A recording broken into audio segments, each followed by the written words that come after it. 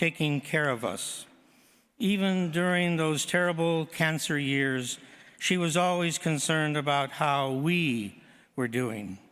She never complained during her illness, and we all knew she was suffering terribly. But the only thing she ever shared with us was love. And then her daughter stepped away from me so that she could greet additional guests that had just arrived at the funeral home. But very quickly, the woman's son came over and started to speak to me, and he said, "You know, Deacon, you should have seen my mom on Christmas Day. She insisted that all the grandkids come over that day, just as they had always done before. The day before Christmas, she was in such pain she could hardly stand. But on Christmas Day, she fixed her hair and put her favorite dress on, and she greeted us one by one at the door." Her son said to me, she had a dazzling glow about her. Her smile was so happy that she had the whole family around her.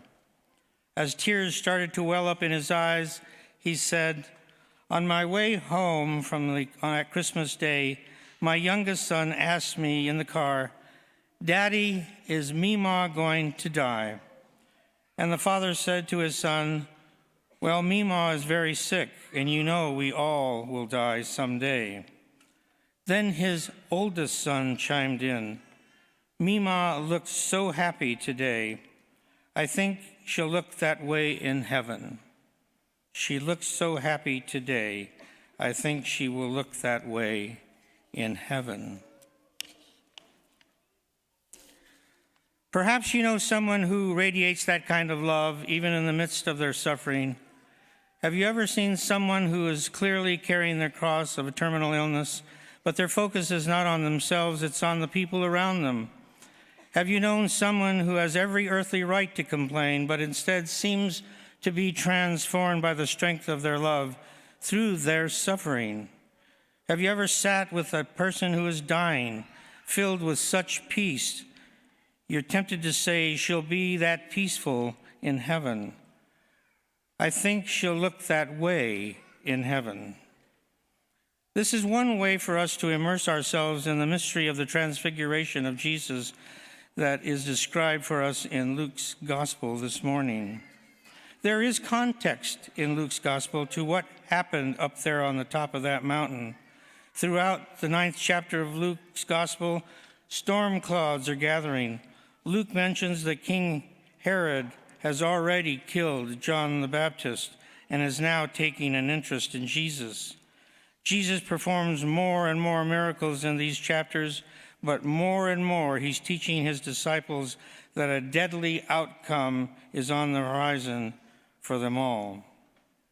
Just 7 verses before today's gospel reading, Jesus says to his disciples, "The Son of Man must undergo extreme suffering. He will be rejected by the elders and the chief priests of the scribes, and he will be killed. And on the 3rd day he will rise up." And immediately after he describes the suffering he will endure, Jesus promises that the same crosses will be real in our own lives, as they will be for his disciples. Jesus says, "You must deny yourself, take up your cross and follow me."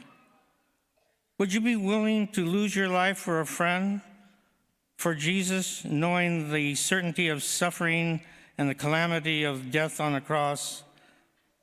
As hard as it is for us to feel the torture that Jesus will endure, he tells us there will be blood, Jesus' promise, and then pain, and then death. "Come, follow me," he says without hesitation. In Luke's gospel, death will hunt Jesus down, and Jesus would have every reasonable excuse on that mountain to be focused on himself and his impending passion. But the Lord has another plan. Jesus takes Peter, James, and John up the mountain to pray, and there, according to Luke's gospel, Jesus' clothing becomes dazzling white, his face changed in appearance, a radiant light, a glowing love for his Father alongside of Moses and Elijah. The focus on the top of the mountain could have been Jesus' sadness or suffering to come, or the disciples' fear of the same. Instead, the talk is about how Jesus is the Father's chosen, fulfilling what the Jewish people had hoped for since Moses almost stepped on the burning bush. Not only does God speak a word of reassurance on that mountain, the disciples, like us, are offered a glimpse of what Jesus will look like when his passion is completed. He is transfigured by God's eternal love and life, or as a child might say from the backseat of his father's car, Jesus looks so wonderful, I think he will look that way in heaven. The transfiguration of Jesus happened on the mountaintop. The transfiguration of Mima happened at the front door of the family's home on Christmas Day. The transfiguration of Jesus, his life as mystery, continues to occupy wherever the mystery of God and the magnificence of God and the meaning of God's life breaks through your ordinary, even in the midst of your daily crosses. Yes, we have moments when we feel like a wreck, a hot mess, and weighed down. But then somehow God's grace transfigures us to be better, to do better than we thought we could ever do or be. We respond more graciously than we usually do, and then lavishly love the people around us because of it. You don't have far to experience God's transfiguration in your life, and I suspect happens more than you think throughout your day. They happen when you see someone that you're angry with because they're holding up the checkout line in the grocery store. You want to give them the what for. You tell them off. You want to tell them off, to give them a piece of your mind. Instead, you find yourself saying, I forgive you. Kindness and mercy becomes your transfiguration. Transfiguration happens when you have had a terribly busy week, and then the phone rings and it's a friend of a parishioner who needs something. And frankly, the last thing you want to do is go out of your way to help them. But you find yourself saying, I'll be right over. Transfiguration happens when it's been a hard day at work or a tough time parenting rowdy children or a difficult week of loving. You come home tired and forlorn, ready to kick the wife and kiss the dog, ready to vent a whole lot of nothing. But then your loved one tells you about their day, and you lay aside the crosses of your day and listen with love for those who are more important than you are. Little transfigurations happen when you have a deep-seated judgment about a neighbor or a friend, harsh thoughts about a co-worker, or convictions that make you scream at the television when the wrong politician shows up on the 6 o'clock news. But then you allow yourself to be transfigured. Your heart is tired of being that angry at someone, and then somehow, deep down within, you give God permission to touch your entirely. He brings his love into your heart. His acceptance and patience allows you to put yourself aside for the good of another. Every time that kind of grace breaks through the ordinary of your life, you're catching a glimpse of the heaven, and yes, touching even for a moment your eternity to come. How? You give God your permission to enter into the interior of your life, which is transfiguration on its own merit. Putting yourself aside, but this time you do it for the good of God. The God of everything possible needs your permission so that he can transfigure your life to his own, and it can happen to you every single day if you allow it. But there's more. Jesus told you of crosses to bear would be the reality of your life. He told you there will be days when you struggle. He told you there will be times of losses incurred, injustices endured.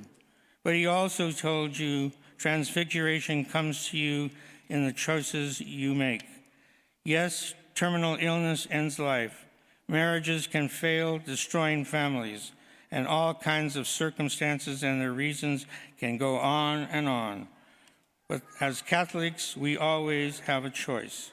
We choose to listen to God when he says, "In this, my chosen son, listen to him." Why?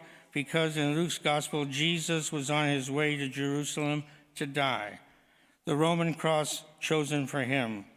But on that mountaintop, Jesus became the dazzling glory of God's love and the new Jerusalem that changes us all if we allow it.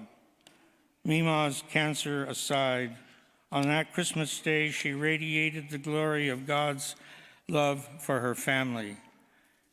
She found joy in her suffering and generosity of her heart, which would become her legacy to her family. No doubt she will look that way in heaven. And what about us? The Lord will transfigure you and me, ordinary you and me, by the power of his love, which is always after you. And just like the Lord changes bread and wine, ordinary bread and wine, into his body and blood, you're welcome to the table of the Lord. The Eucharist becomes the mountaintop of your life.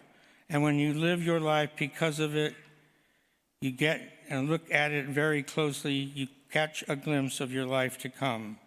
Your life becomes transfigured because of him.